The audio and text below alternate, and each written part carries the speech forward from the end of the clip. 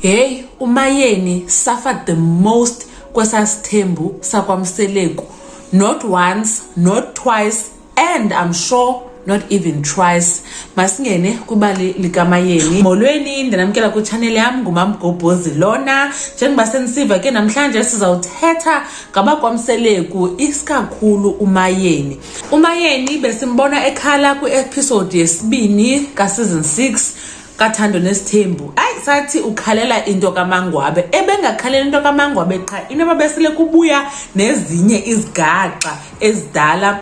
Kwabangayaziyo uTata Musa Mseleku waqala wathandana noMayeni ongumnkosikazi wesibini wakhe, kodwa ngoku bathi besathandana ke njalo wava okanye wabona ba hey uyadyola, ukhona umuntu adyola naye.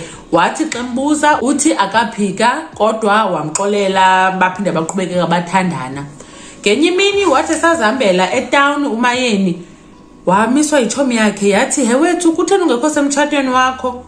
Abaqombo wethukile uthi ngalamini mani ifoni yakhe yayibhaza zimessages abantu bemcongratulate ekutshateni kwakhe. Uthi waqoma makhe afonele uTata Musa Mseleku abuze bakwenzeka ntoni. uTata Musa Mseleku akayifihla wazichaza uba uyatshata noMaCele okanye utshatile noMaCele. Uthi yo wathi wova ngento kaMaCele wayeziva eyinhlekisa like indlela ephoxeke ngayo, kodwa ke egqibeleni wamkela ubomi baqhubekeka. I think nabo bayatshata eHome Affairs. Kwiqiqi uTata Musa Mseleku wamxela uba hayi ke ikhona intombazana abonana nayo which was MaKhumalo.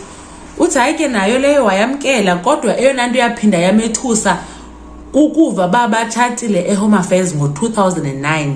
Wambuza uTata Musa Mseleku akayiphika. Uthi nakuMaNgwabe ke kwafuneka ba amkele ngoba uzawusathini, but inhliziyo yakhe ibuhlungu kakhulu. Kodwa ke zangangene into details ke ngokukula interview wayenza kunye neDrama Magazine kwinto edibene naye noMaNgwabe, because hey ideep into yakhe noMaNgwabe. Ndizakwenza ivideo eseparate sithetheni ngayo. uMaNgwabe wamshaya ngesitena njani secaka ba hey kusenzima phakathi kwabo. That's why man mayindlela bekhala ngayo ebengakhaleli bekubuya zonke ezanhlungu zodyolelwa, athi umuntu edyolela phinda chat omnye umuntu abengaxelelanga. Yo amadoda enkosi kakhulu ngonthi nibukele le video. Masincokoleni ku comment section, ndanibona ku video landelayo. uMaMgwabe uthi bye.